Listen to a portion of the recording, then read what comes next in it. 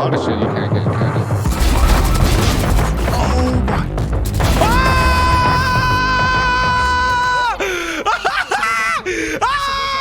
Twitter.com/Wardell416. Twitch.tv/Wardell.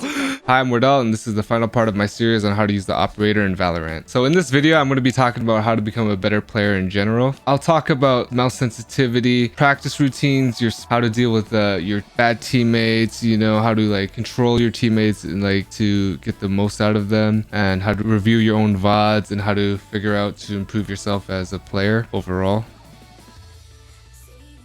Let's talk about sensitivity settings right here. So my sensitivity settings are 0.653. My scope sensitivity is 1.1.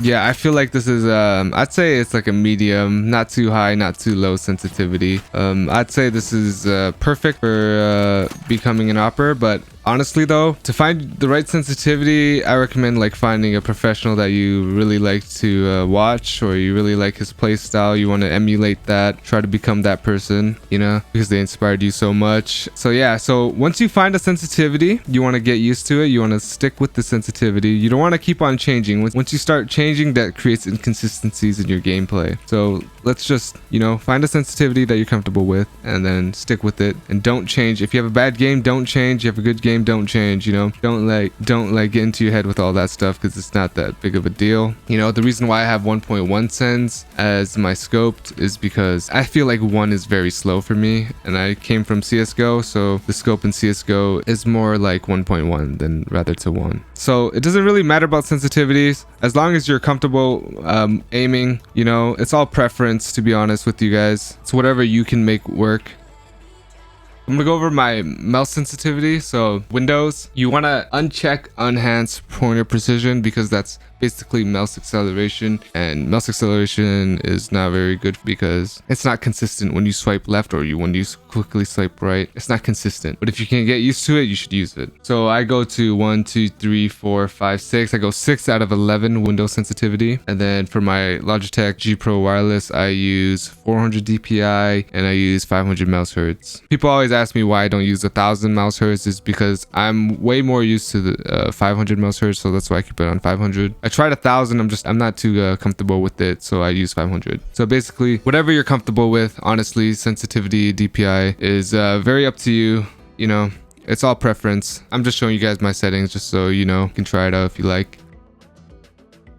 So I'm gonna go over a practice routine that you guys could definitely use on your own. So basically a practice routine is, you know, your warm-up should be like 30-40 minutes. Let's say you can practice 30-40 minutes. You know, if you don't have time, you can cut it down to 20. Basically I would start off, you know, even though I'm an opera, I also like to practice my rifling skills. I'd go into the settings over here, you know, I'd hit F3, eliminate 100, click that, press start, and then I'd go over here. And the reason why I go over here is because the enemies will be all in your field of view, instead of being in the middle where you have where they can spawn and they're not in your field of view and you have to like flick really hard. So I like to go over here and do it like this, and then get to 100. Let's say you do rifle for 100. So maybe I do like a phantom rifle 500 elimination, so that's 5 times of this drill. Okay, so I like do this.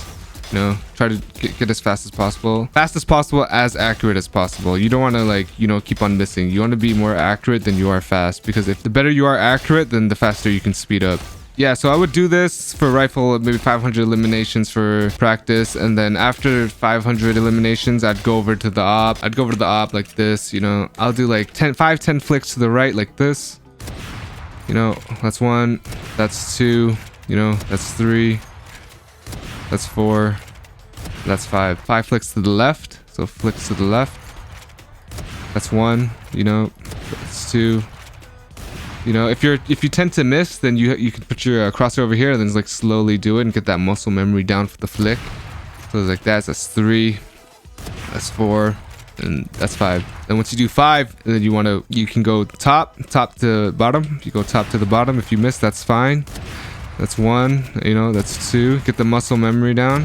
And you want to do this every single day, so you don't lose that muscle memory. And then once you do 5 of that, then you go diagonal from the right. That's 1, you know. And then you can go diagonal to the right Other one was diagonal to the left. And then you can go diagonal from the bottom to the top. And then diagonal again from the other side. Yeah. So then it's basically like a whole circle. Once you keep on doing that, you'll get more comfortable. Feel free to like practice even more than 30-40 minutes, to be honest. It's all up to you. Like if you want to like try to become the best you can be, then you'd be practicing longer than 30-40 minutes, longer than what I recommend, you know. But if you don't have time to do that, you just want a quick warm up, then I recommend just doing like 200 eliminations with the rifle, then just doing like quick flicks with the op. You can also like switch it up. Sometimes I get tired of using the Phantom. Sometimes I like to use the Guardian, get comfortable with the Guardian, or get comfortable with the Sheriff. Whatever gun you're not feeling very comfortable with, then I recommend you just, just practice with it in the range. Get comfortable. So you won't feel the difference throughout the days, but throughout weeks and the months, you'll feel that your aim has significantly improved if you continue this every day. So consistency is key here if you want to become better. It's definitely not a race. It's definitely a marathon. You want to keep on being consistent with your game. So that's my practice routine, guys. Try that out. Okay, so this topic I'm gonna talk about is how to deal with bad teammates, or like bad teammates in terms of toxicity wise, and also in terms of people that like are obviously not in the same skill ranges as you. So definitely there's going to be some toxic people out there. There's always going to be some toxic people out there, and the way you choose to respond to it is solely all up to you. It depends on what matters more to you. If your ego matters more to you, then you can just argue with the person the whole time and end up losing, or you can set your ego to the side and then try to compromise with that person, try to do whatever it takes to win. Yeah, usually I wouldn't recommend feeding into the fire, because feeding into the fire, it just tilts them. It's just bad vibes for the entire team, and your whole focus is just not on playing the game. It's all out of whack. I'd recommend just focusing on your game, focusing to win, focus on becoming a better player, and concentrating on things that matter most to you, and it should be winning and improving yourself and not letting this other person affect you. So that's what you can do for somebody who's toxic. For people that are definitely not in your skill range, you gotta a perfect example is like chess. You got to move them like chess pieces. You got to be like, hey, can you play garage this round? I'm gonna go op A, or like, hey, can you guys come over? I hear a lot, let's say you're playing A. I'm like, hey, can you guys come over A? I hear a lot of people coming over. You got to use your mic in order for your teammates to understand what you need and how they can help you. Or you can be like, hey, can you flash this angle for me? Or can you smoke heaven for me while we run in, and I'll post on the back of the site. That's one example you can do. Or you can be like, hey, can you guys rotate over here fast? I need help. Call your numbers, remind them to communicate more. You got to be a leader when it comes to people that are like this, because they don't know what they obviously don't know what they're doing. And if you know what you're doing, then you can command them on what to do, and it increases your chances of winning greatly, because you guys are all on one page together, and you guys are like one unit. You could play with the person, and you can be like, hey, you play over here, you play on top of the logs, you watch my long C, I'll play on top of here, and I got your garage. And then once I take a shot, they can come garage, and I'll pick up your long C, and then you can pick up garage from logs. Okay, that's another thing you can do.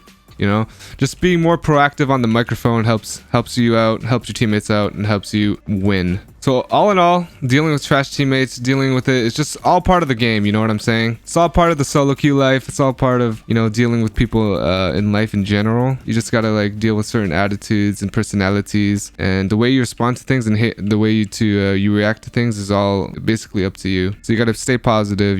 Don't feed into the negativity. Don't be negative, and that's all I have to say for that.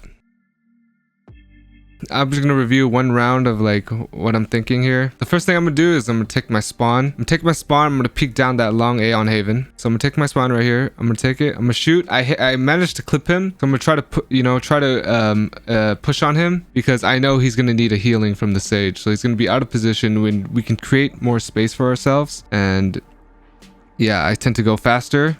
So I get camera darted here. I'm gonna clear my corners. I'm gonna clear my corners over here. Try to spam the wall where the guy is in the corner, and there's a camera here I didn't see. The upper peaks over there. So then we're gonna scale. I think there's gonna be a bait set up here, so I'm gonna check the right real quick. Break the trap. You know, clear the right. Nothing's on the right. Wait a little bit because of the cage smoke. You have the right side, guys? So I'm communicating. I'm communicating to my teammates, telling them what I want, you know, and so it makes it easier for me to watch the left because I asked them if they were watching the right, so they were watching the right. So all I have to do is worry about the left. And then if there was an opera posted on me, I tell my teammates to go. I tell my teammate to go ahead, you know, jump across so the opera just try to flick onto him, and then I like come over there and I trade my teammate. Yeah, and then once we take the site, we took it pretty fast. So then I have a timing on when to peek spawn and get them while they're rotating in. So I'll show you guys right now. See, I tell them to jump across. I killed the guy who shot at the teammate jumping. You know, that's a perfect trade. Someone up spawn right here because I have a timing. Boom, catch one guy off. Try to get one more. I missed that. Managed to miss that shot. I don't know how. Okay. And the guy tends re-peeks. I should have been holding it right here. So like that's one mistake you know, if you like record yourself playing, that's one mistake that I did. Like I could have held the whole time so my teammate didn't die and I get the kill on the enemy and make it to 3-on-1 easily and force this guy to save. So I communicate what I'm holding, so my teammate knows what else to hold. So he has to hold heaven. If I'm said I have the left. Yeah, basically this round's over after the first guy dies because it's really hard to retake from heaven. What would you look for in your own recordings is basically, well, you want to find holes in your own game and try to make sure that there isn't any more holes. Make sure that, you know, there's no mistakes that you make, and if you are making mistakes, then you can quickly cover them up, you know, fix them right then and there instead of just playing and making the same mistakes over and over and over again. You know, that's why I think VOD review is more crucial than to keep on spamming games, because the only way you learn is through watching. When you're watching your VODs back, there's definitely situations that are always going to be repeatable. There's always going to be situations which are repeatable, right? And there's going to be situations where like that never going to happen again. So like that brimstone peeking CT spawn and peeking short, that's always going to happen. As soon as he peeks spawn, that's the first mistake. I'm not holding it and I let my teammate die. So that's on me, you know, I take blame for that. For the next time, I'm going to remember to hold spawn, because it's always a possibility for the person to peek out with the op. I'm gonna hold spawn, be more patient with myself, you know, try not to wall bang the enemy at heaven and just hold what I need to hold. That's pretty much it. Like finding the mistakes that are the most common and the most frequent. Once you figure out those out and then adapt to it, that's the steps to becoming a better player.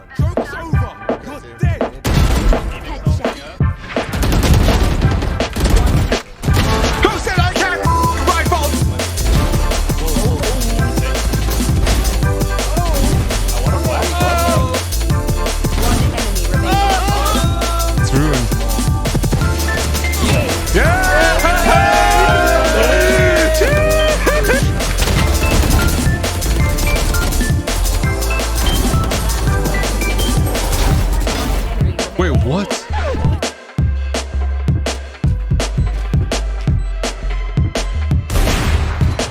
I'm better. I am better.